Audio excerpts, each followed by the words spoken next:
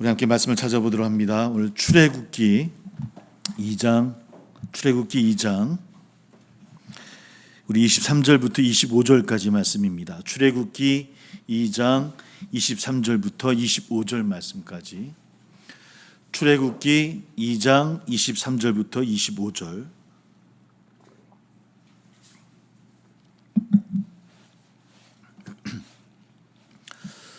출애굽기 2장 23절부터 25절 함께 봉독합니다. 시작. 여러 해 후에 애굽 왕은 죽었고 이스라엘 자손은 고된 노동으로 말미암아 탄식하며 부르짖으니 그 고된 노동으로 말미암아 부르짖는 소리가 하나님께 상달된지라. 하나님이 그들의 고통 소리를 들으시고 하나님이 아브라함과 이삭과 야곱에게 세운 그의 언약을 기억하사 하나님이 이스라엘 자손을 돌보셨고 하나님이 그들을 기억하셨더라. 아멘. 우리 에스겔을 끝내고 다니엘서를 함께 나눠 보려고 그랬는데 좀 반복되는 이야기들이 좀 계속 이어질 것 같아서 출애굽기를 좀 살펴보고 또 나중에 또 살펴보려고 합니다. 우리 많이 또 봉독하기도 하고 많이 읽는 책이지만 또 출애굽기를 통해서 또 함께 묵상하며 은혜받는 시간 됐으면 좋겠고요. 몇 주가 될지는 모르겠습니다. 하여튼 똑같이 한 절 한 절 보지는 않겠지만 우리 출애굽기를 한 2장씩 정도씩 이렇게 한번 살펴보려고 합니다. 오늘은 함께 미리 말씀을 못 드렸지만 1장, 2장을 한번 천천히 살펴볼 거고 또 2장, 또 3장, 4장, 5장, 6장 이런 식으로 함께 읽어봐 주시면 또 도움이 될 것 같습니다. 출애굽기, 우리가 알고 있듯이 출애굽 이름 제목 자체가 출애굽기입니다. 한자 우리 성경을 통해서 출애굽기라는 게 우리에게 이제 그냥 익숙한 제목이죠. 창세기, 출애굽기. 근데 원래 히브리어 성경에서는 좀 다릅니다. 우리말로 번역하면 제목이 이름들이라는 제목입니다. 그러니까 히브리어 성경은 따로 제목이 있지 아니하고 첫 구절 같은 경우 첫 단어를 사용해서 제목을 짓게 되어지는데 히브리어 처음 시작하는 처음은 아니면 두 번째 어절이 슈모트라고 하는 단어 이름들이라고 하는 이 단어를 가지고 이 출애굽기의 제목을 가지고 유대인들은 이 성경을 읽고 있습니다. 이름들, 그러니까 이름은 이러이러하니라. 야곱의 자손들은 이러이러하니라. 히브리어로 이렇게 적용되어지고 있거든요. 그러니까 출애굽기는 이름들을 나열함으로 시작되어지는 그런 이야기입니다. 오늘 말씀을 읽고 1장을 한번 살펴보면 보겠습니다. 1장을 보면 출애굽기 1장을 쭉 살펴보면 원래는 한 70명 정도 70명 정도를 이야기하고 있는데 오늘 본문에서는 사실은 70명은 아니고 한 12명 정도의 이름이 또 나오게 되어지죠. 출애굽, 이집트에서 탈출하는 이야기. 하지만 이스라엘 전체를 이야기한다기보다 오늘 이 히브리어의 이 성경의 제목이 또 의미가 있는 것 같습니다. 한 사람 한 사람 이름을 불러서 그 이름을 불러준 사람들에게 관심을 가지는 하나님, 그들을 인도하시는 그 이야기가 바로 이 출애굽기가 아닌가라고 하는 생각을 해보게 되어집니다. 원래 유대인들은 이 애굽의 땅이 고향이 아니죠, 그죠? 원래는 가나안에 있었다가 애굽으로 이주를 하게 되어집니다. 그때가 어느 때였습니까? 요셉이 총리로 있을 때, 물론 가나안 땅이 기근이 있어서 어쩔 수 없이 이주를 해야 되는 상황이긴 했지만 그들이 이주할 수 있었던 가장 큰 명분은 요셉이 총리로 있었고 당연히 통치자였었죠. 그러다 보니 그것을 믿고 야곱 가문들이 또 여러 이웃들이 함께 이제 애굽 땅으로 이주를 하게 되어집니다. 이주했던 땅도 여러 군데가 있었던 거 아니고 그때 파라오 왕에게 고센 땅이라고 하는, 그러니까 이집트의 가장 동쪽인 고센, 그러니까 가장 동쪽이라고 하는 것은 어디와 가장 가깝다라는 겁니까? 가나안과. 그러니까 가나안과 가장 가까운 땅, 고센 땅. 그러니까 나일강의 가장 하류 지역에 있는 땅, 그 고센 땅에 머물겠다라고 파로에게 이제 간청을 하게 되어지죠. 우리는 목자입니다. 우리는 나그네입니다. 언제든지 떠날 수 있는 사람들입니다. 농사 짓거나 그러지 않을 겁니다. 땅을 달라라고 이야기한 것이 아니라 어쩌면 땅을 빌려주십시오. 우리는 언제든지 떠납니다. 걱정 안 하셔도 됩니다. 우리 기근이 있어서 잠깐 이쪽으로 피해왔습니다. 풀이 자라는 곳이면 됩니다. 라고 이야기해서 고센 땅에 머물게 되어집니다. 물론 그 마음의 의미는 가나안 땅에 가까웠었고 야곱과 요셉이 죽었을 때도 유언을 남기지 않습니까? 내 뼈라도 좀 가져가라. 쉽게 얘기해서. 그러니까 다시 돌아갈 것을 생각하고 머물었던 땅이 고센 땅이었었어요. 그러니까 목축하기 쉬웠었고 고향이 가까운 것, 잠시 머문 것. 그러나 우리는 하나님이 약속한 땅으로 다시 돌아갈 것이다라고 하는 희망을 품고 이주했던 땅, 고센 땅입니다. 거기서 머물었던 그들이 세월이 지납니다. 오늘 세월이 지난 다음에 쓰여진 책이 이제 오늘 이 출애굽기 1장에서부터의 이야기예요. 1장 8절을 보니까 이런 내용이 있습니다. 한번 보겠습니다. 1장 8절을 보니까 요셉을 알지 못하는 새 왕이 일어나 애굽을 다스리더니라고 이야기를 합니다. 그 전에는 이스라엘 사람들이 이야기가 쭉 나오고 있고요. 요셉을 알지 못하는 새로운 왕이 이제 등단을 한 거예요. 이때가 몇 년 되었을까요? 출애굽을 했을 때 당시가 12장을 읽어 나중에 보겠죠. 12장을 보면 출애굽 당시가 이주한 지 430년 되었다라고 기록되어져 있어요. 근데 이제 계산을 해보면 모세가 그 애굽 궁궐에서 몇 년 있었죠? 40년. 그리고 미디안 땅에서 40년. 그러니까 80년이나 세월이 있잖아요. 그렇죠? 여기 아직까지 모세가 태어난 때가 아니라 바로 그 직전이에요. 그러면 43년에서 80을 빼면 한 350년 정도가 지났을 때 새로운 왕이 생겨지고 뭐 그 사이에 더 여러 왕이 있었지만 그 몇 왕이 지나가면서 아예 이제는 요셉을 잊은 생각하지 못하는 그런 왕이 세워졌고 이스라엘 사람들 또한 350년이 지난 거예요. 어느 땅에서? 고센 땅에서. 근데 재밌는 기록이 있습니다. 한번 7절 같이 한번 읽어보겠습니다. 7절. 1장 7절 말씀 같이 시작. 생육하고 불어나 번성하고 매우 강하여 온 땅에 가득되었더라. 예. 이 말씀 자체만 읽으면 어떻습니까? 지금 고센 땅에 머문 이스라엘 민족들이 하나님의 복을 받은 것 같습니까? 안 받은 것 같습니까? 번영이고 축복이고 막 생기고 복을 받은 것처럼. 근데 이게 정말 축복일까요? 그죠? 이런 질문을 가지고 이 말씀은 시작되어져야 돼요. 이게 정말 축복이었을까? 350년이 지났어요. 그들은 왜 고센 땅에 머물렀습니까? 아니죠. 처음에 고센 땅에 머무는 이유가 뭐였어요? 가나안 땅에 가까워서 이 기근만 지나면은 내가 다시 돌아가리라고 하는 꿈을 갖고 있었던 사람들. 그래서 야곱과 요셉도 다시 돌아가야 된다라고 내 뼈라도 가서 묻어달라고 그렇게 유언했던 땅이었어요. 근데 350년 동안 그들이 지나면서 이제 어떻게 된 겁니까? 정착을 하고 안주를 하고 목축업했던 그들이 농사를 짓고 되어지고 그 땅에서 번성하고 어떻게 우리 어디서 많이 들었던 이야기 같습니까? 이 말씀이 아브라함에게 주셨던 말씀처럼 그러니까 아브라함에 주셨던 말씀이 하나님께서 그 애굽 땅에 있는 그 민족에게도 아브라함의 축복을 부어 주시는구나 라고 우리는 이 말씀 읽으면서 지나칠 수 있어요. 그런데 정말 이것이 그들에게 축복이었을까? 이제 그들은 이스라엘 사람이 아니라 그냥 히브리 사람이 히브리라는 뜻은 나그네라는 뜻이에요. 물 건너온 사람들이라는 뜻이거든요. 늘 그냥 정처 없이 떠돌아다니는 사람들이라는 뜻을 갖고 있는 그런 의미거든요. 그러니까 애굽 사람들에게도 지금 그들은 나그네 같은 사람들. 예전에 요셉이 있고 요셉의 영향 안에 있었던 어느 시대까지는 그래도 좋은 그런 분위기였다고 한다면 이제는 그렇지 않은 때예요.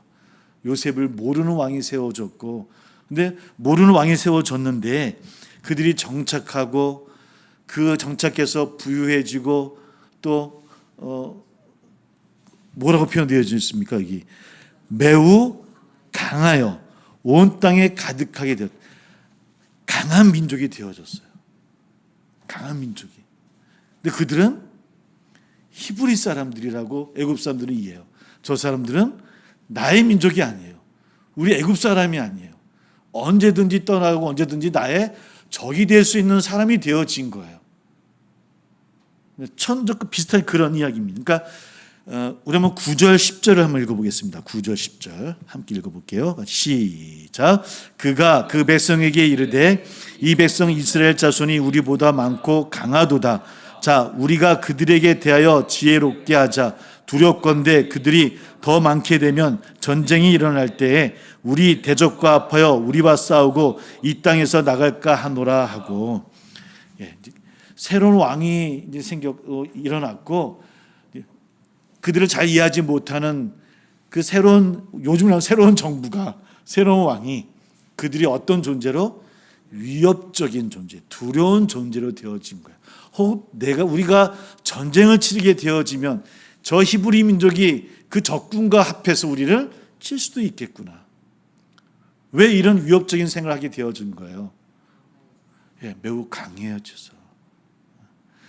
하나님께 큰 축복을 받은 것처럼 우리는 이걸 읽고 있지만 그러나 애굽 사람 입장에서는 위협적인 존재예요. 저들 그냥 뒀다가는 우리가 어떻게 될지도 몰라요. 위기 가운데 빠질 수도 있다라는 생각을 하고 있다라고 하는 것이죠.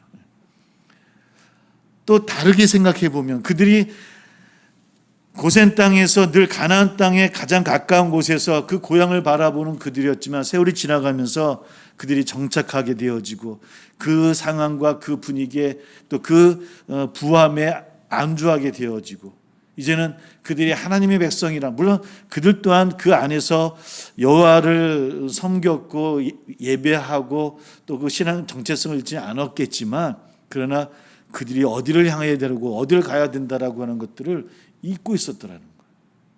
근데 이것은 애굽에게 위협이 되어지고 우리에게는 복으로 또 그들도 더 창대케 되어진 것에 대해서 감사할 일인 것처럼 보여졌지만 그것 때문에 그들은 고난의 길을 걸어가야 되는 빌미가 되어졌더라는 겁니다.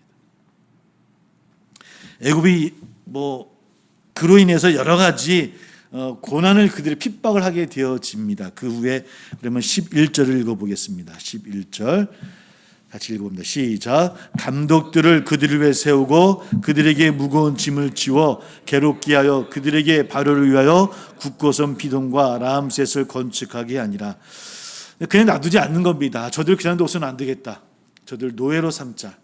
어떤 저를 좀 쉽게 해서 저들의 길을 죽여야 되겠다 싶어서 그들의 성을 짓는 일에 건축하는 일에 이 히브리인들을 사용하게 되어집니다. 그냥 노동만 착취하는 것이 아니라 학대하고요. 재료도 다 주지 않습니다. 재료 조금만 주고 재료도 만들어야 되게끔 이런 어려움들을 그들에게 핍박을 하게 되어지고요. 12절입니다. 12절 한번 같이 읽어볼게요. 같이 시작. 그러나 학대를 받을수록 더욱 번성하여 퍼져나가니 애굽 사람이 이스라엘 자손으로 말미암아 근심하여.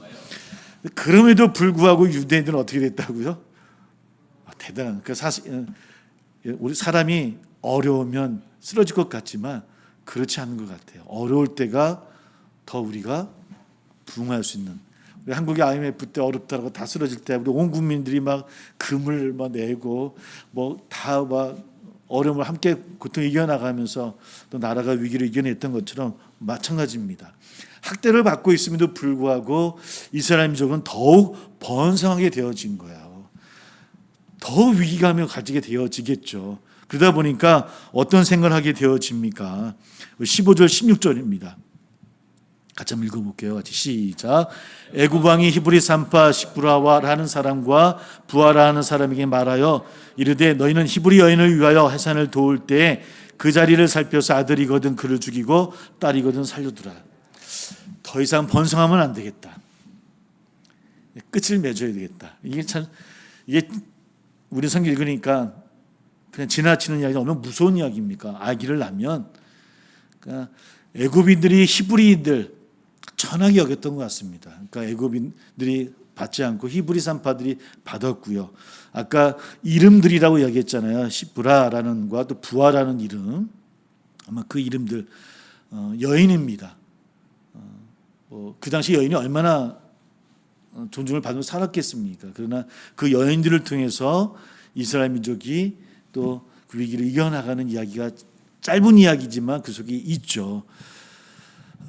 17절 한번 읽어볼게요. 같이 시작. 그러나 산파들이 하나님을 두려워하여 애굽 왕의 명령을 어기고 남자 아기들을 살린지라. 그들이 바로 파라오의 왕의 이야기를 듣지 않습니다. 왜요? 하나님을 두려워해요. 하나님 두려워해요. 어쩌면 천대받았던 여인들이지만 그 여인들이 하나님을 두려워한 마음으로 또 그 민족을 지켜나가는 이야기입니다. 그러니까 어떻게 합니까? 이 사람들이 할 수 없이 22절로 가볼게요. 22절 같이 한번 읽어보겠습니다.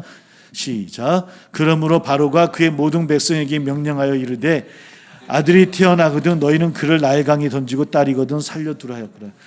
그러니까 히브리 산파들이 말을 안 들으니까 이제 누구에게?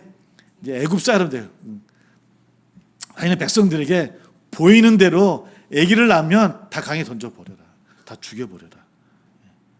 그럴 정도로 지금 히브리 사람들이 애굽인들에게는 이제는 위협적인 존재로 비춰지고 있다라고 하는 겁니다. 그렇게 어려움을 당하는 이 고난의 길이 시작되어지는 거예요.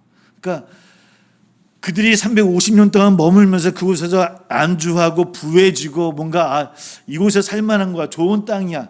사실은 가나안 땅을 이야기를 하지만 가나안 땅과 고센 땅을 비교해 보면 사실은 비교할 땅이 아닙니다. 가나안 땅은 갈릴리 북부 지역 조금 그 위에 비옥한 땅을 빼놓고는 거의 다가 사막지대, 광야지대 아닙니까? 거기에 비하면 고센 땅은 정말 비옥한 땅이거든요. 강이 있고 농사 지을 수 있는 땅이고 늘 넘치는 땅. 그러니까 사실은 인간적인 마음으로 바라보더라도 그들이 그 고센 땅에 머물고 있는 것이 더 그들의 입장에서는 좋았던 겁니다. 그래, 이곳이 어쩌면 하나님이 새롭게 약속하신 땅인지도 몰라. 우리 더 번성하잖아. 자녀들도 번성하고 가족도 많아지고 더 많은 백성들이 생겨졌잖아. 이곳에서 하나님의 복을 우리도 누리고 있는 거야 라고 하는, 그들 나름대로 그냥 안주하면서 살아가지는 않았을까.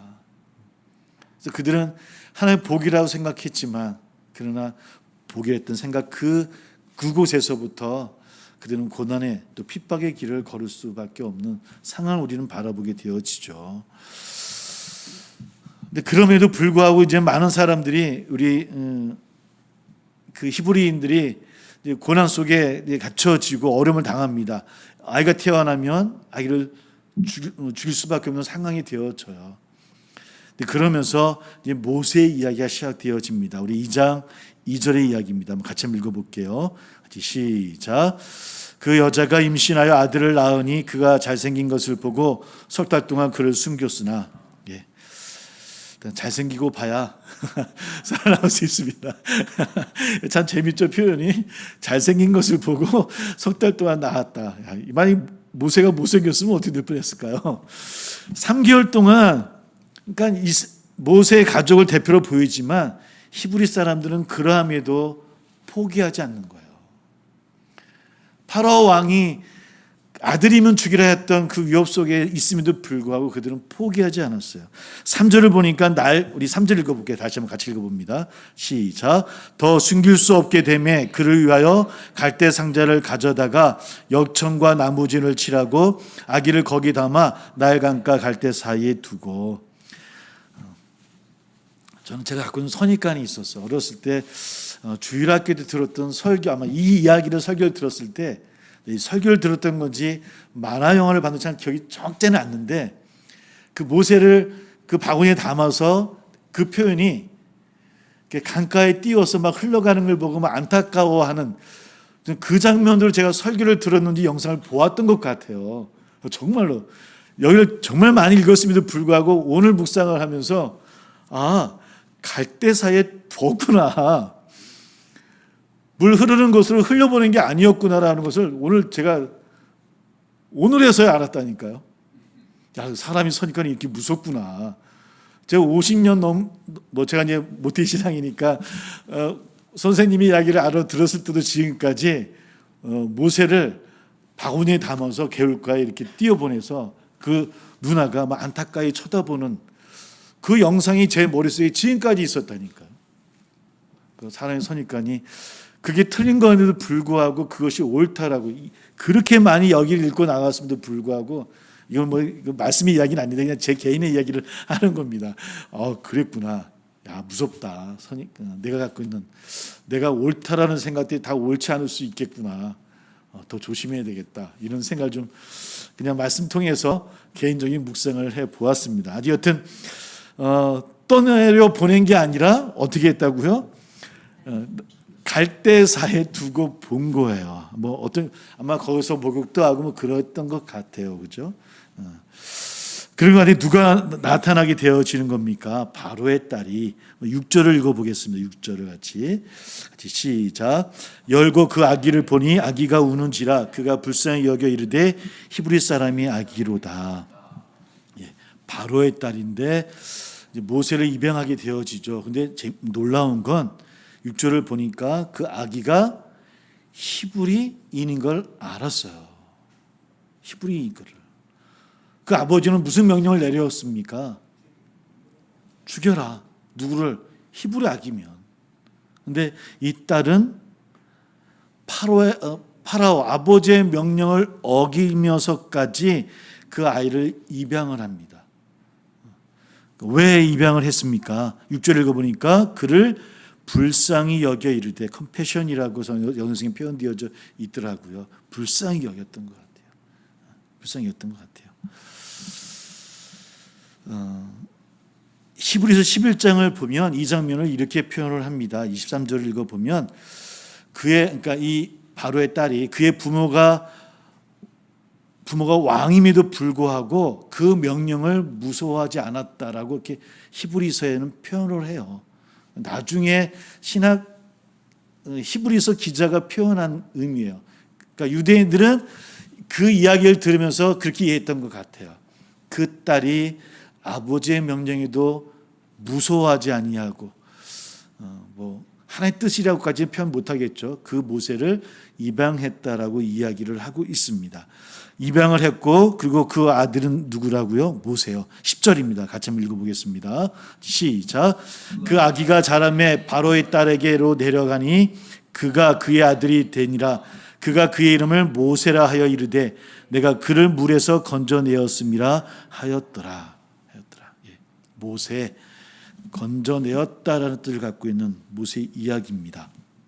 이것이 이제 모세가 이제 등장하는 처음 이야기입니다. 그러고 나서 우리가 알고 있는 이야기들이 나머지 2장 시작되어져요. 11절입니다. 같이 한번 읽어볼게요. 시작. 모세가 장성한 후에 한 번은 자기 형제들에게 나가서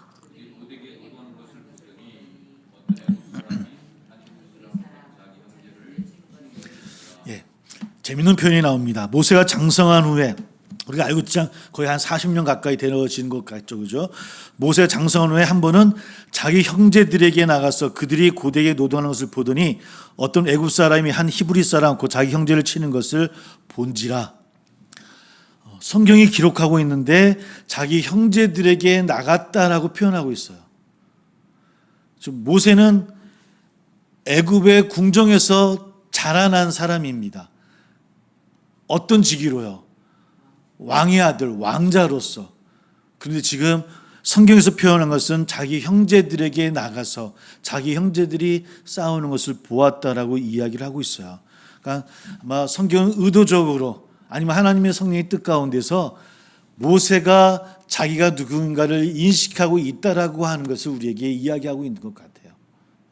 그가 히브리 사람이었다라고 하는 것. 마찬가지 히브리서 11장을 읽어보면 그것 똑같이 그런 이야기를 합니다. 스스로 그가 애굽 왕자였다라고 한 것을 거절했다라고 히브리서에서는 설명을 하고 있고요. 도리어 하나님의 백성과 고난받기를 원했다라고 즐겼다라고 이야기를 해요. 그리고 잠시 왕이 되어진다, 왕자로서 산다고 하는 것은 잠시 제약의 낙에 빠지는 것이지 그것을 거부했다라고 히브리서 기자는 설명을 하고 있듯이 아마 모세가 자기가 히브리인이었다라고 하는 것을 인식하고 있었던 것 같습니다. 그런 문제로 인해서 12절을 보니까 어떤 얘기가 있습니까? 그 히브리 사람을 괴롭히는, 읽어볼게요. 12절 시작. 자유를 살펴 사람이 없음을 보고 그 애굽 사람을 쳐 죽여 모래 속에 감추니라. 살인을 저지르게 되어지고요. 이번에 13절을 보니까 이튿날 다시 나가니 두 히브리 사람이 서로 싸우는지라 그 잘못한 사람에게 이르되 네가 어찌하여 동포를 치느냐.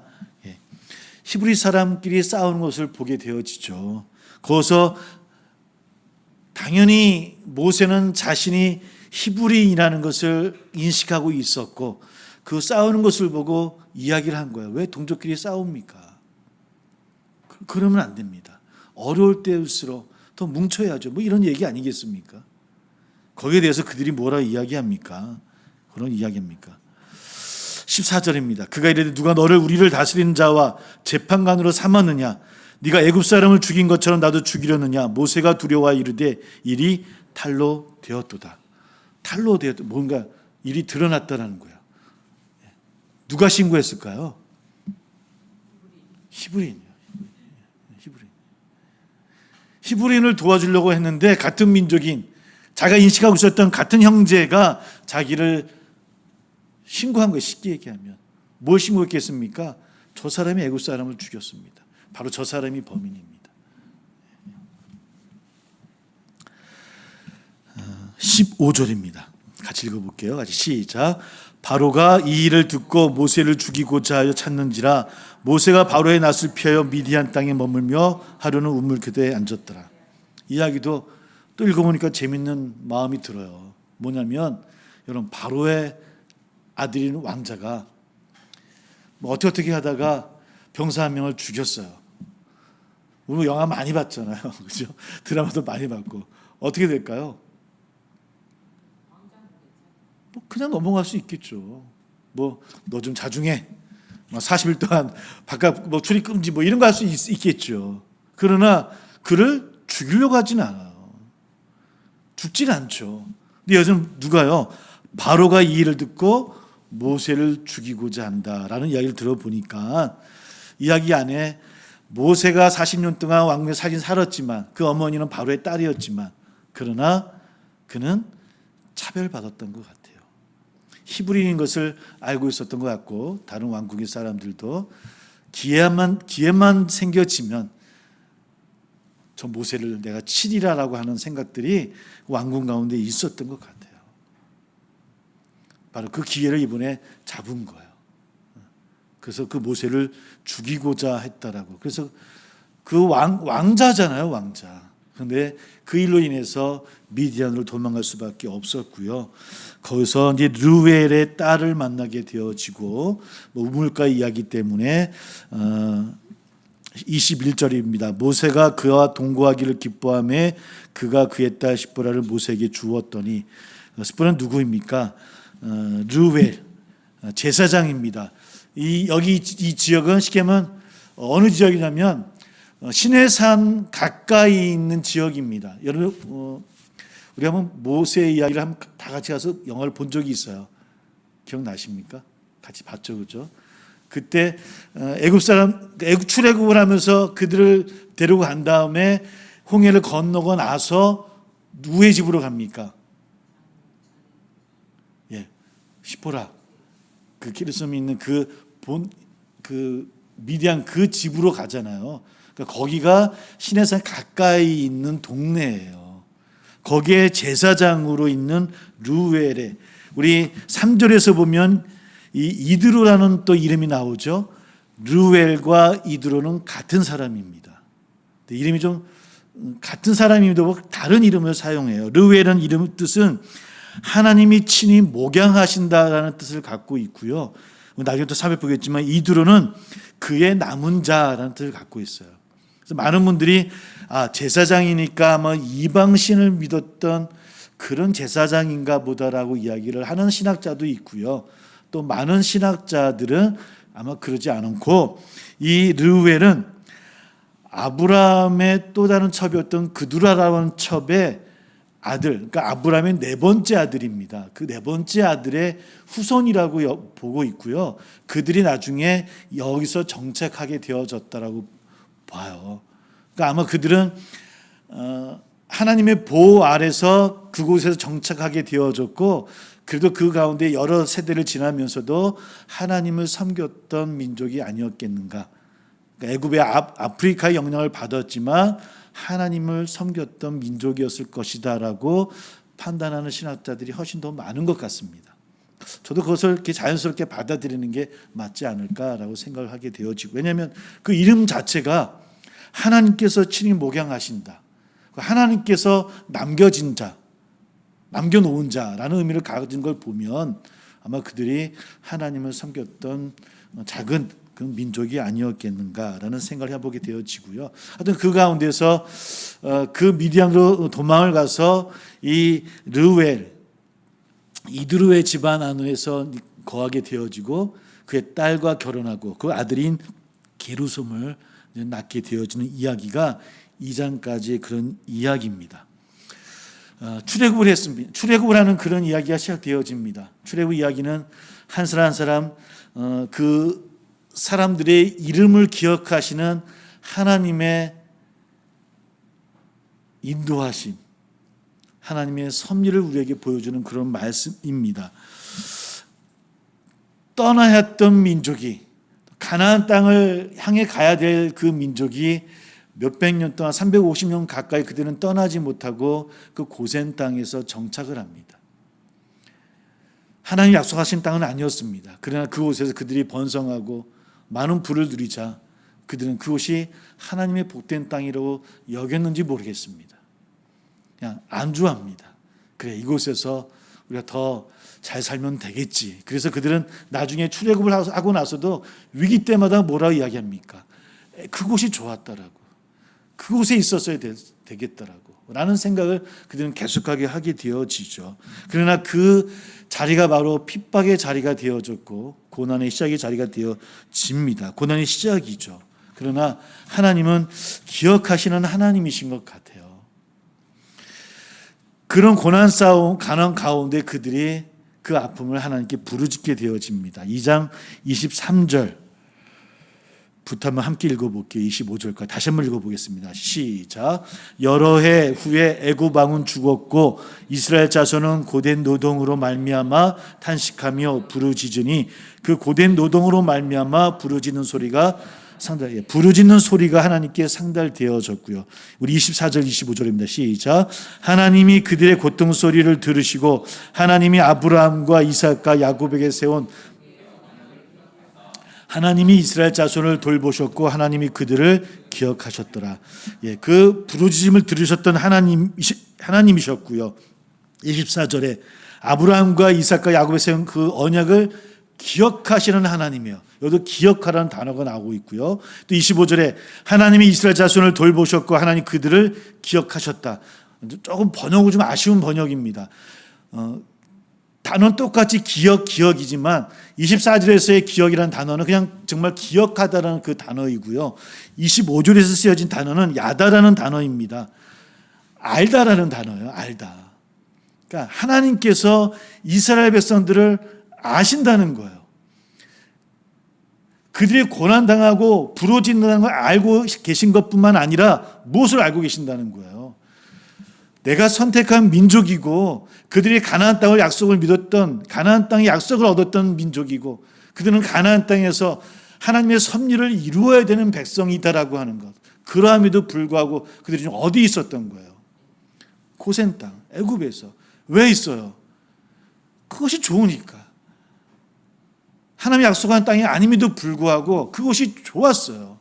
배부르고 살기 좋은 땅이고 날씨도 좋고 물도 많고. 그들이 하나님을 섬긴다고 하면서 그러나 정작 하나님의 약속은 잊고 있었다라고 하는 것을 하나님이 아신다는 거예요. 풍요로움에, 자신들의 욕망에, 욕심에. 나중에 출애굽 여러 번 얘기도 해요. 우리가 아예 애굽으로 가서 그들을 물리치고 그 땅을 가집시다라는 욕망이 있는 거예요. 그들 마음속에. 그 욕망을 내가 다 안다. 그러므로 어떻게 하기를 원하신다는 겁니까? 여기서 25절에서 하나님 그들을 기억하셨더라라고 하는 것은 하나님께서 그들을 알고 그러므로 너희는 어디로 가기를 가나안으로 내가 원하는 부르시는 그곳으로 가야 되지 않겠느냐라는 의미가 담겨져 있더라는 것이죠. 우리가 이제 출애굽을 함께 읽고 나갈 겁니다. 물론 출애굽의 이야기 자체가 하나님이 인도하심의 이야기고 하나님의 은혜의 이야기입니다. 그러나 우리가 이 말씀을 읽으면서 꼭 기억해야 될 것은 내가 혹 이스라엘 민족처럼 나 또한 어디에 안주하고 있는 것은 아닌가, 안주했던 것은 아닌가라고 하는 것을 늘 잊지 않아야 될 것이고, 또 우리는 어디를 향해 가야 되는가, 나는 어디를 가고 있는가, 우리 이 두 문제만큼은 꼭 기억하면서 이 출애굽을 읽어 나간다고 한다면 우리가 좀 더 은혜가 되지 않을까. 왜냐하면 이스라엘 민족들은 출애굽을 해서 어디를 가는 겁니까? 가나안이요. 정말 좋은 이야기였다고 한다면 출애굽을 하고 당장 어디 갔으면 됐습니까? 일주일 만에 어디를 가는 겁니까? 가나안 땅에 있어야 되는 거예요. 근데 그들은 광야에서 몇 년을 보냈습니까? 40년 동안. 갈 때마다 생각하는 겁니다. 거기가 더 좋았는데요. 여기서 더 잘 살면 되지 않겠습니까? 그러니까 우리는 이 말씀을 읽으면서 뭘 우리가 깨달아야 되겠습니까? 우리도 출애굽해야 되지 않겠습니까? 우리가 갖고 있는 우리 삶의 애굽이 있어요. 그럼 우리가 출애굽을 해야 되는데 우리는 어디를 가야 된다고요? 가나안. 우리는 직통으로 가자고요. 40년을 헤매지 말고 10년을 헤매지 말고 직통으로 가기 위한 방법을 출애굽을 읽으면서 우리가 찾아야 되지 않을까. 찾을 수 있을지 아닐지는 모르겠습니다. 같이 묵상을 해 나가시면서 그 방법을, 그 길을 찾을 수 있는 이 말씀이 되기를 소망하고 함께 출애굽기를 살펴보도록 하겠습니다. 기도합니다.